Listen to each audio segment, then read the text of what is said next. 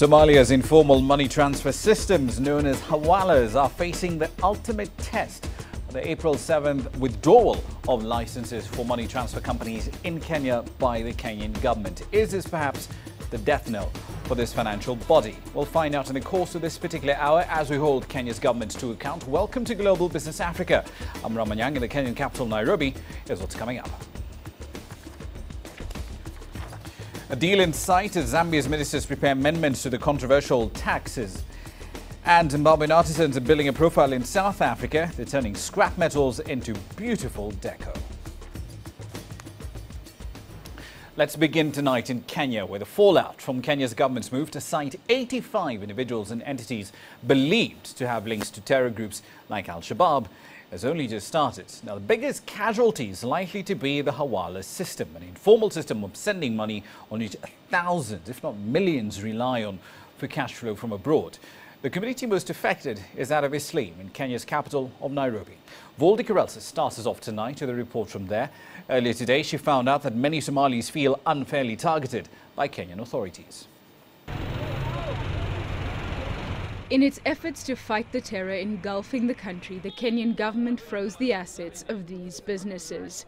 Remittances from the diaspora are a vital lifeline in this community. It's estimated that between $70 million to $100 million a month is transferred between Somalis, mainly from the United States and Europe, to family and friends back home. Thousands of people here in Eastleigh make use of hawalas because the exchange rates offered is often better than those offered by the banks. No proof of identification or source of income is required. It's really a system based on trust. Muhammad Ali is an international relations student. He's been using this branch of Dahabshil for the past 3 years. He was expecting money for his school fees. Instead, he found the doors shut. But unfortunately, the consequence, it is bad to me, my opinion. Because you see, even I'm the one of victims because I'm expecting money from my brother. Still, I'm learning in school, so it affects you. So now you can see other people. Maybe you see the society; they are not same level, social, middle class, other class. So especially the poor people who are dependent on their families, sending money by their relatives from the outside. So the consequence is uncountable. It's a view that's echoed by others here. I mean, everything is put into a stop halt without any notice. I think that is very, very, very wrong because there should have been given notice, like 1 week notice that the shil is going to be closed. But abruptly, we are coming here that it is closed. Their money is here. We cannot give our money to our children, our money to our family, just abruptly being closed. I think that is very wrong on my side. Of the 13 remittance companies on the list, 9 of them belong to the Eastleigh Business District community. These money remittance providers are licensed, controlled, regulated by the Central Bank of Kenya. These are not money providers that have just come out of the blue. Some of them have been in business for more than 15, 20 years. And they have had no criminal records. And while the business community says none of its members have links to Al-Shabaab, they admit they have no way of knowing for sure. We are not aware. How could we be? Do I know your account? How do I know how you operate your account? It is your bank, it is the central bank that follows, not me. The business community has called on the Central Bank of Kenya to reopen these remittance companies and conduct proper investigations. Efforts to get comment from the central bank have been unsuccessful. And while the business community ponders its next step, for people like Muhammad Ali, there simply isn't another way of getting the money they so desperately need. Voldy Karelsa, CCTV, Nairobi, Kenya. Now, that of course leads us to a wider conversation about the way Kenya's government tends to react in times of crisis. Now, if it sticks to the exact same pattern of response to the massacre in Garissa, there's a fairly high chance that at a policy level, there won't be really any substantive reform of any kind whatsoever. Now, let me explain why, starting with events way back in November 2014. November 22nd, Al-Shabaab militants kill 28 civilians way up northeast in the Kenyan frontier. What's the response from the Kenyan government? The deputy president gets on national television, announces that 100 Al-Shabaab militants have been killed in a retaliatory airstrike on the group's bases in Somalia. But there's no independent confirmation of that figure. That said, he did add that going forward, we are going to make sure that incidents like this are completely avoided. Of course, perhaps using a lot more air power. The thing is, though, on the 1st of December 2014, 36 civilians were killed by Al-Shabaab, barely days after he made those statements. And this particular incident was at a quarry again in Mandera. Now, problems with logistics in the ability of the Kenyan police to respond to events were apparent way before the incident in Garissa. Let me take you back even further to late October 2014. Bandits somewhere in the western frontier of the country killed 21 policemen and 3 civilians in Kapedo. Their guns and ammunition were stolen in that particular incident. Again, the exact same pattern. A heavy-handed and militarized response was seen in the wake of that attack. The Kenyan military was actually deployed to the area. There were reports later on of strafing by helicopter gunships and at least 100 civilians arrested by KDF soldiers. In fact, it went so far as to have the Baringo South Senator Gideon Moi describing the state's response as collective punishment. Sound familiar? Now, with this pattern of response, one that emphasizes a heavy-handed, militarized response, collective punishment, but at the same time avoids dealing with the underlying problems of equipment, a lack of it, pay, which is pretty poor, training and logistics, more importantly, for Kenya's over 40,000 policemen. The latest reaction, as you've just seen, to the events in Garissa, therefore, should not be surprising. That said, however, in the wake of the massacre in Garissa, Kenyan citizens are justifiably angry. And as in, of course, comparable events like the murder of those 36 civilians in Mandera in December 2014 and the Westgate Mall in September 2013, they're asking questions, fairly tough, aggressive, bitter questions of the government. In the case of Garissa, for example, the alarm was raised at 6 in the morning. So why is it that the recce squad only landed at 1:56 p.m.? Did we, for example, learn anything from our response to the Westgate attack? And if so, what lessons were they? Were they actually implemented? On the 8th of April, lecturers at the Garissa University College said 152 students had died, but 166 more are yet to be accounted for. So, given how fuzzy this mathematics is, how many exactly are missing so far? Now, all those and more, the questions being asked by ordinary citizens who've been using social media to not just crowdsource but also aggregate information in crises like these and to coordinate the delivery of help to those who need it the most. The vigil that we covered a little earlier to Huru Park earlier in the week, an entirely crowdsourced event. Now, to help us navigate those waters, I'm now joined in studio by Ninjira Sambuli. She's a research manager at iHub. She's joining us now to help us navigate our way around how Kenyans tend to use social media in crises like these. Let's start with some background here first. This isn't the first time that Kenyans have collated, aggregated questions about how their government is acting in their name, using their resources. What's the background for this? Well, I think Kenyans question things every day. I mean, there's so much that takes place at any given time that there are questions always going around. But there are instances in time that we've felt the need to collate these questions to collectively, sort of deal and also place them in a space where we can push them to the government. So this is the third attempt, the first having started after the Westgate Mall attack. And that particular effort was driven by the fact that the media themselves were asking very unsatisfactory questions during the press releases. And in a moment of anger and rage, a bunch of us came together and said, look, let's just collate this questions in case media is running out of ideas of what to ask. Let's put these questions together. 85 questions were set up and they exist on the internet today.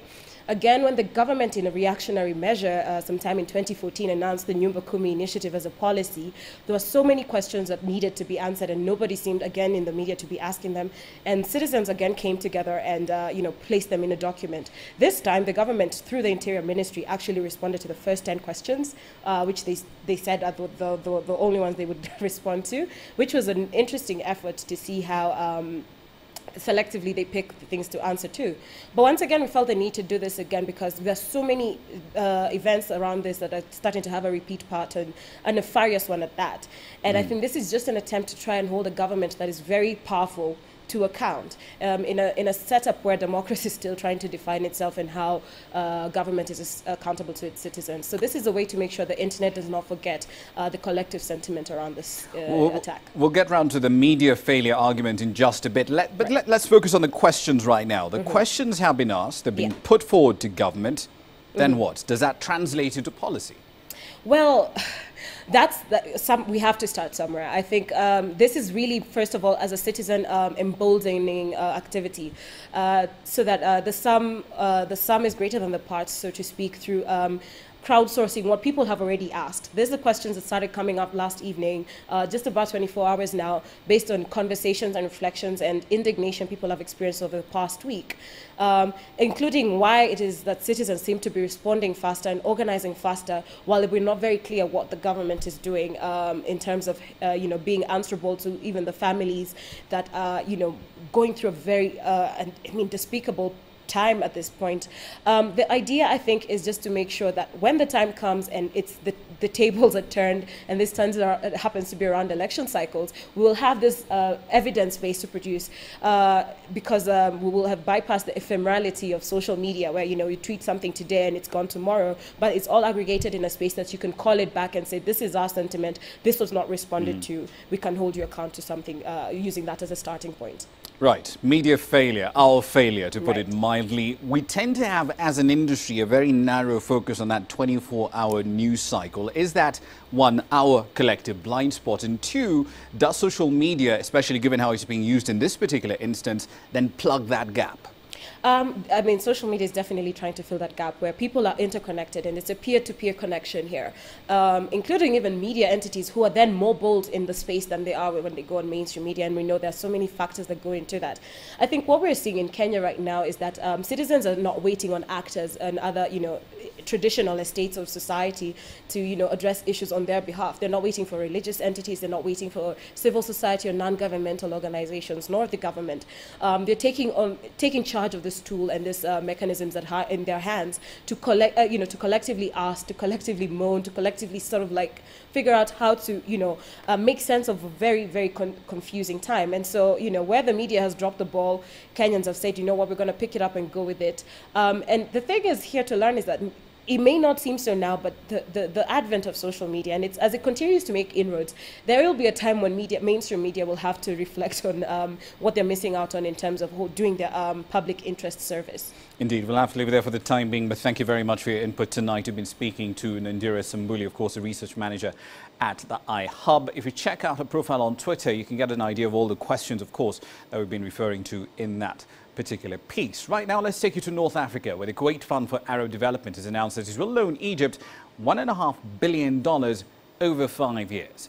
Tonight, Yasser Hakim examines the country's ability to repay this latest loan in light of exactly how much debt it's taken on ever since the ouster of Hosni Mubarak. Two uprisings and instability since 2011 have reduced Egypt's foreign reserves by 2/3. And main sources of income such as tourism hit unprecedented lows. To cover its growing deficit and expenses, the government had to borrow.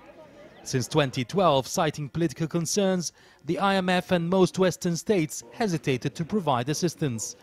Alternatively, Gulf states poured in billions of dollars of loans and grants to help keep the economy stable.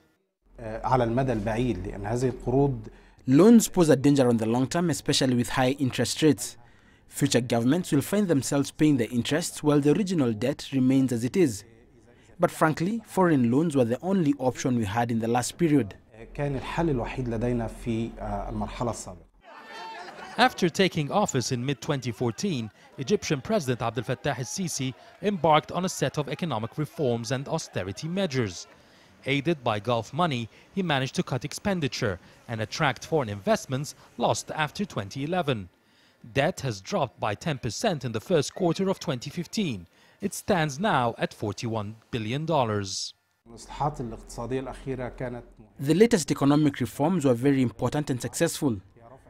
The most important measures were reducing subsidies that were a huge burden on the state, and Egyptians have to pay their share from these huge expenses. Tourism more than doubled in the first quarter year on year, while projects worth $40 billion have been signed with foreign investors in Sharm el-Sheikh last month to develop various sectors of the economy. The government has turned down an IMF offer for a loan this month and hopes it doesn't need to resort to more borrowing soon. Egypt is to repay $2.5 billion in debts to Qatar and the Paris Club this year. The central bank says it has always paid its dues on time, even amidst the economic crises of the latest uprisings. At just over $15 billion, the central bank says it has enough foreign reserves to cover its financial needs. Yasser Hakim for CCTV, Cairo. Let's make a quick run through the markets here for you. Aside from East Africa, markets looking fairly depressed over in Nairobi. The NSE 20 share index down by about a quarter or so. You're looking at a set of green numbers across the board elsewhere. The Nigerian all share index up by over 100 basis points, as was the Egyptian EGX 30 benchmarks index.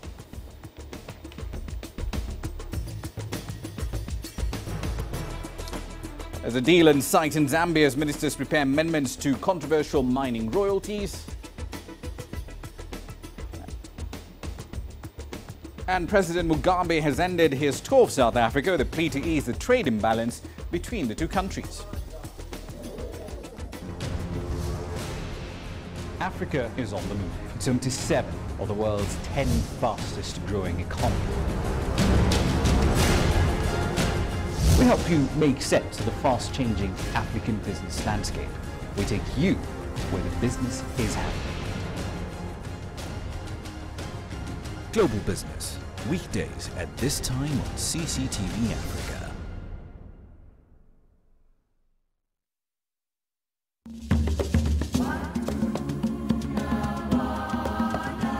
This report by the African Green Revolution Alliance says climate change will slash food output. Within the next 30 years, the number of malnourished people in sub-Saharan Africa could jump nearly 40%.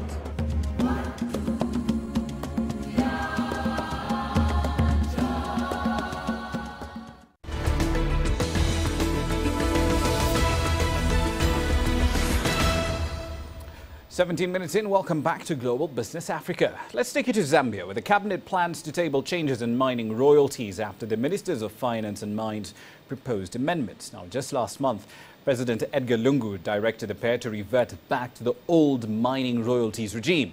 The decision to raise royalties in January for open pit mines to 20% from 6% and those for underground mines to 8% from 6% rattled foreign mining companies operating in the country. Unions are also concerned that jobs could be lost as a result of this change in fiscal policy. Zambia's kwacha, however, has gained against the dollar as the market anticipates changes to the existing tax regime to be made. Now, an interesting logistics story here from East Africa. Motorists in Nairobi, the Kenyan capital, are struggling to adjust to new traffic rules introduced by the county government.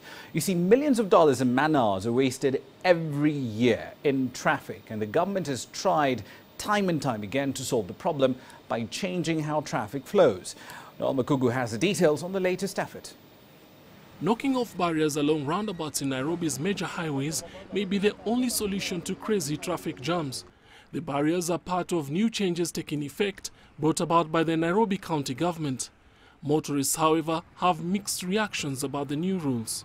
I was asking the other guys, how do you use these roundabouts? Because it's like 3 months since I was in the city, right? So, but the other guys told me, no. You can go, if you are going all the way to Mombasa, and then you have to keep going because that way of Mombasa road is still open. But the other guys who are using off-road, then there's trouble, very big problem. Nairobi is one of the fastest growing cities in Africa. With a bulging middle class with more disposable income, the number of vehicles on the roads has been increasing rapidly. Infrastructure improvement, however, has been slow. I'm of the opinion that we give it a try because it's something that for the first time to always have some ups and downs. But if we give it a try, we give the city county a chance to try the system, and I have confidence that with the time as we go by, the system will catch up and we'll see the benefits of the system. I live over allowed in traveling, so I think of late this roundabout has really helped much because it eased the movement and everything instead of being stuck in the jam, having to wait for them, maybe a car to go this way. I think it has really helped and lessen up the time also. According to the United Nations, up to 12 million people will be living in urban areas by the end of 2015. An improved transport system is needed to save countries millions of shillings lost in traffic. No Makubu, CCTV. Elsewhere, Zimbabwe's President Robert Mugabe wrapped up his first state visit to South Africa in over 2 decades with a visit to the Hector Peterson Memorial in Soweto. Early in the day, he and President Jacob Zuma of South Africa addressed business persons from both states in Pretoria about investment opportunities in Zimbabwe. Angelo Coppola was there. The trade imbalance between South Africa and Zimbabwe has been acknowledged by both sides. That's despite a SADC trading protocol in place and a bilateral agreement, which hasn't been implemented.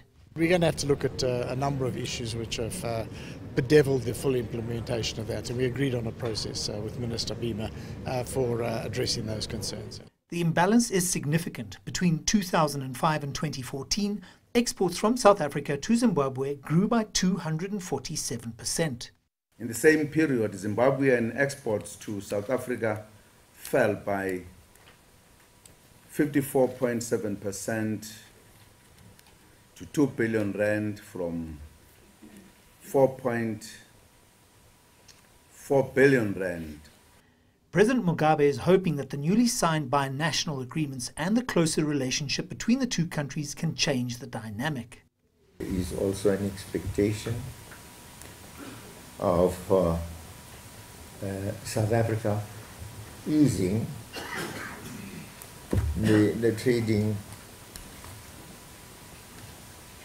the trading system, so we can export to South Africa a little more. The politicians have signed all the documents, and now it's up to the business people to see if they can find linkages and if they can find common ground to get those businesses off the ground.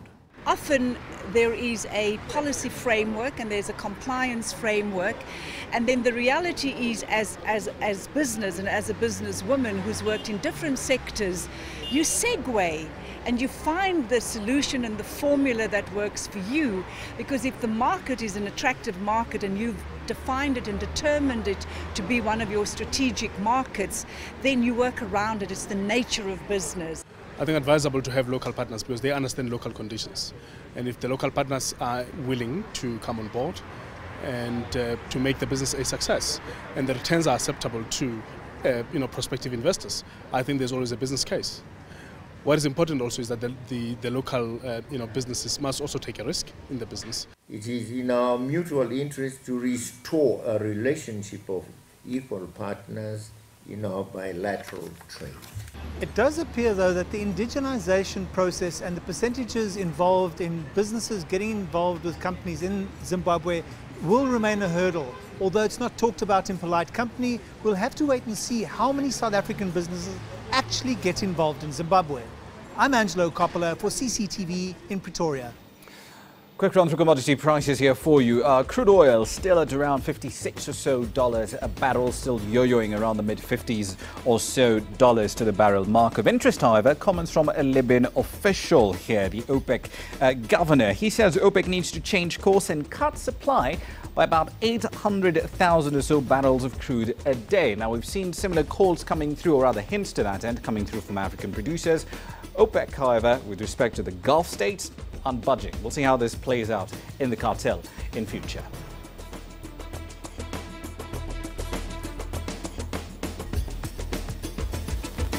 Artisans in Zimbabwe are building a profile in South Africa by turning scrap metal to beautiful decor.